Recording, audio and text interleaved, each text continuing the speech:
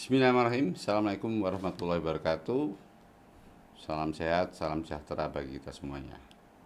Kembali kita berjumpa dan kali ini kita akan mendiskusikan metodologi penelitian hukum yang topiknya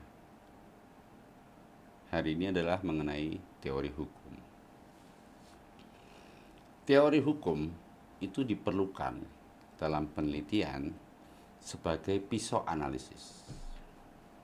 Maksudnya adalah pemilihan teori itu harus sesuai dengan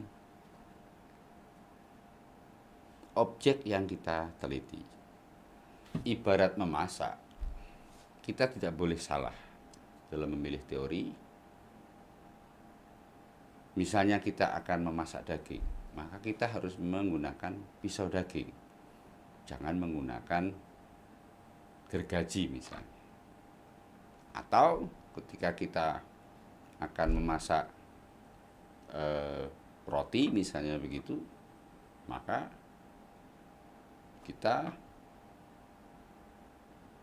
harus menggunakan pisau roti, bukan menggunakan silet misalnya. Nah, pisau analisis ini harus tepat. Untuk pemilihan daripada teori hukum yang kita gunakan dalam penelitian hukum, itu kita bedakan dari kita melakukan penelitian hukum normatif, apakah kita menggunakan penelitian hukum empiris. Untuk penelitian hukum normatif, maka kita menggunakan pisau analisis yang merupakan teori-teori normatif. Misalnya teori kebebasan berkontrak, teori penemuan hukum, refinding, atau teori pembentukan hukum, reforming, teori perlindungan hukum, teori good governance, dan sebagainya. Ini merupakan bagian daripada teori-teori hukum yang bisa kita gunakan dalam penelitian normatif. Apakah hanya sekian? Banyak sekali. Dan ini kita membutuhkan literatur yang cukup untuk mengumpulkan berbagai teori.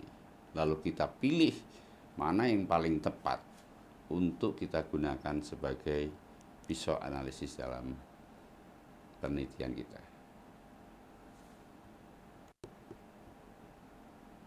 Penelitian teori dalam penelitian hukum empiris misalnya, ini saya gunakan yang sociological jurisprudence yang selalu saya sampaikan supaya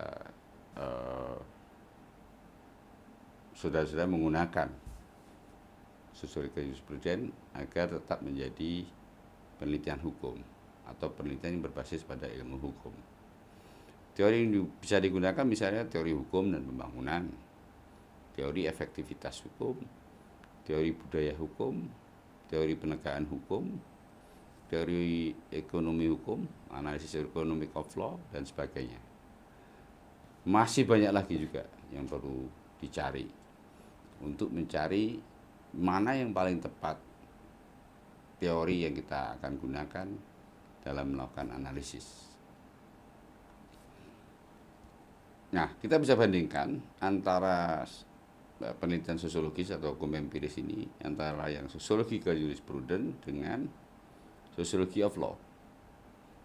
Kalau sociology of law ini adalah teori-teori ilmu sosial. Misalnya teori strukturalis, teori materialisme, teori feminisme, teori pertentangan kelas, teori perilaku organisasi, teori solidaritas sosial, dan sebagainya. Nah, inilah yang kemudian kita harus cukup jeli, cukup memahami dulu buku-buku dan literasi mengenai teori, sehingga kita tidak salah pilih penggunaan teori dalam melakukan analisis. Kalau salah pilih, maka apa yang kita kerjakan, atau ibaratnya apa yang kita masak, itu menjadi kurang baik hasilnya karena kita salah menggunakan alat dalam melakukan analisis. Saya kira demikian cukup mengenai teori dalam penelitian hukum. Kurang lebihnya saya mohon maaf. Assalamualaikum warahmatullahi wabarakatuh.